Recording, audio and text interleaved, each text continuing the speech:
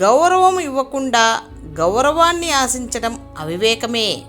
నీ జీవితంలో నీవు ఇతరులకు చేసిన సహాయాలే నీకు మిగిలే నిజమైన సంపద. మనం ఎదుటివారి సంతోషం కోరుకుంటే భగవంతుడు మన సంతోషం కోరతాడు.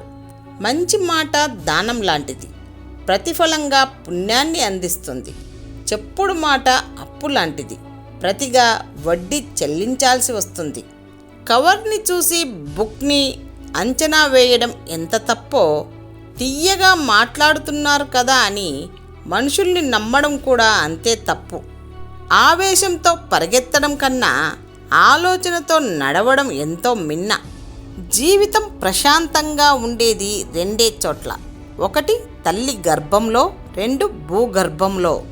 మానవ సంబంధాలకు మరణం ఉండదు, కానీ నిర్లక్ష్యం, అహంకారం, అనుమానంతోనే అవి దూరమైపోతాయి.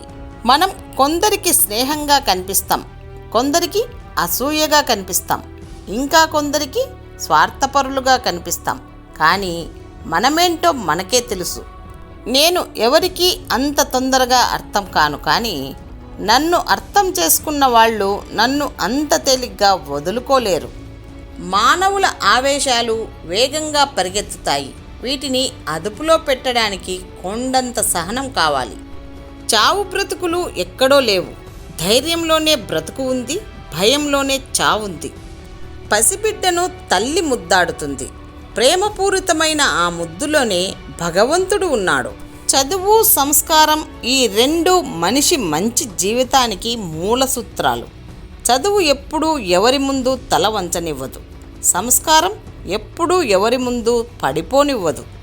ఇతరులు మనల్ని గుర్తిస్తే వచ్చేది గర్వం, మనల్ని మనం గుర్తిస్తే లభించేది ఆత్మానందం. సాటివారి అభివృద్ధిని చూసి ఆనందిస్తే మన జీవితం కూడా ఆనందమయమవుతుంది. మంచితనానికి విలువ లేదన్నది ఎంత నిజమో, మన మంచితనం మనల్ని కాపాడుతుంది అన్నది అంతే నిజం. విజయానికి రహస్యం ఆత్మవిశ్వాసమే. విజయానికి మూలం పట్టుదల.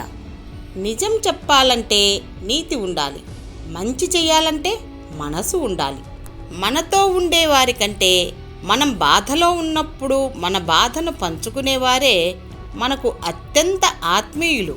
స్నేహం అంటే భుజం మీద చెయ్యి వేసి నడవడమే కాదు, నీకెన్ని కష్టాలు వచ్చినా నీ వెనుకే నేనున్నానని భుజం తట్టి చెప్పడం. డబ్బు పోయినా పర్వాలేదు, మళ్ళీ సంపాదించుకోవచ్చు. ఒకవేళ సంపాదించుకోకపోయినా నష్టం ఏమీ లేదు. కానీ ఒక్కసారి శత్రువును సంపాదించుకుంటే మాత్రం మనం చచ్చిపోయే వరకు ఆ శత్రువును పోగొట్టుకోలేం. ఒక్కసారి మౌనంగా ఉండడం అన్నింటికన్నా ఘాటైన విమర్శ అవుతుంది. క్షమించేవాడు మనిషి, క్షమించు అని అడిగేవాడు పెద్ద మనిషి. కళ్ళు తమని తాము నమ్ముతాయి, చెవులే ఇతరులను నమ్ముతాయి. ప్రేమించేవాడికి భయం ఉండకూడదు, భయపడేవాడు ప్రేమించకూడదు.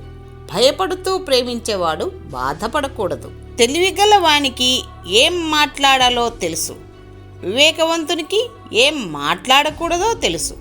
ఒకరి మీద ఆధారపడకుండా తమ రెక్కల కష్టాన్ని నమ్ముకొని బ్రతికే వారికి లైఫ్లో ఎవరి ముందు తల వంచాల్సిన అవసరం ఉండదు. ఒక ఆడదాని మనసును అర్థం చేసుకోవాలంటే ఉయ్యాల ఊగినంత సులభం కాదు.